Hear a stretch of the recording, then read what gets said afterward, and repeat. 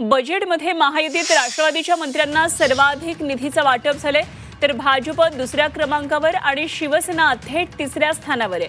शिंदेंकडील नगरविकास खात्याचा निधी सुद्धा कापला गेलेला आहे, तर नगरविकासच्या निधीमध्ये 10,000 कोटींची कपात करण्यात आली आहे।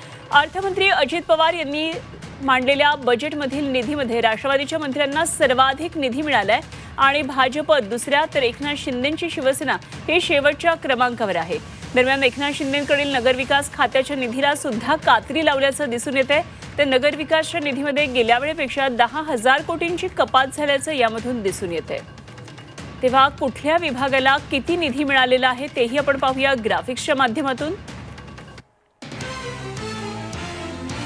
हा निधी पहा, भाजपच्या मंत्र्यांना जवळपास 1,00,000 कोटींचा निधी मिळालेला आहे, तर शिवसेनेच्या मंत्र्यांना मिळालेला आहे 87,000 कोटी आणि राष्ट्रवादीच्या मंत्र्यांना मिळाले 2,47,500 कोटींचा।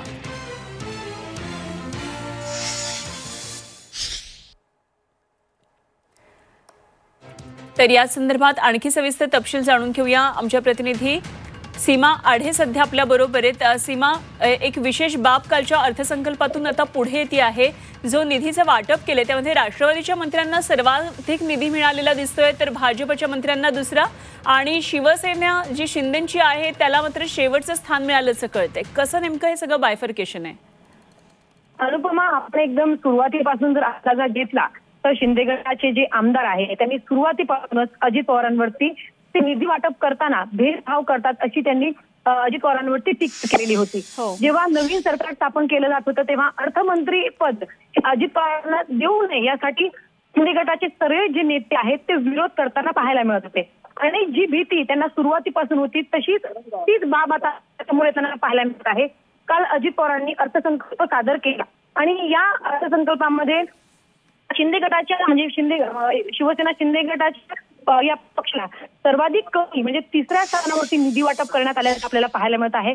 जे आपल्याला माहिती की आमदारांची संख्या अजित पवार गटापेक्षा शिंदे गटात जास्त असून सुद्धा कुठेतरी निधी वाटप करताना आपल्या वरती ठेवलेला आहे आणि शिंदे गटाला थेट तिसऱ्या क्रमांक घेऊन ते गेल्याचं सध्या पाहायला मिळत आहे। त्यामुळे हा जो मुद्दा आहे कुठेतरी महायुतीमुळे पुन्हा एकदा कुरघोडी केली जाते का असा सवाल निधी वाटपावरून पुन्हा एकदा उपस्थित केला जातोय। सर्वाधिक आमदार आहेत भाजपचे, त्यांचे मंत्री पण सर्वांमुळे पहिल्या क्रमांकावरती आपल्याला भाजप पाहायला मिळत आहे, दुसऱ्या क्रमांकावरती जे स्वतः अर्थमंत्री आहेत त्यांचा पक्ष आहे, तर तिसऱ्या क्रमांकावरती उपमुख्यमंत्री एकनाथ शिंदे यांचा पक्ष आहे। त्यामुळे जी टीका सुरुवात शिंदे गटाचे नेते करत होते आता खरी पाहायला मिळत आहे। त्यामुळे पुन्हा एकदा आता एकनाथ शिंदे पक्षाचे मंत्री आणि नेते नक्की काय प्रतिक्रिया देतात हे पाहणं महत्त्वाचं खरं आहे। दबक्या आवाजात चर्चा करतात का या संदर्भात आवाज उठवतात हे सुद्धा बघणं खूप महत्त्वाचं ठरणार आहे। सीमा, धन्यवाद दिलेल्या या सगळ्या सविस्तर माहितीसाठी।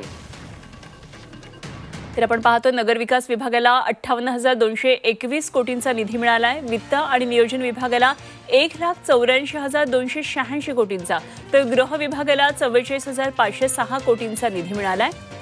आदिवासी विभाग 27,861 कोटी, तर सामान्य प्रशासनाला 5,685 कोटींचा निधी मिळाला आहे।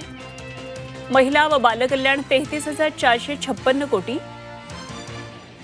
उत्पादन शुल्क विभागाला 327 कोटींचा निधी मिळाला आहे, तर मत्स्य व्यवसाय आणि बंदरे 425 कोटींचा निधी, शालेय शिक्षण विभागाला 86,220 कोटींचा निधी मिळाला आहे।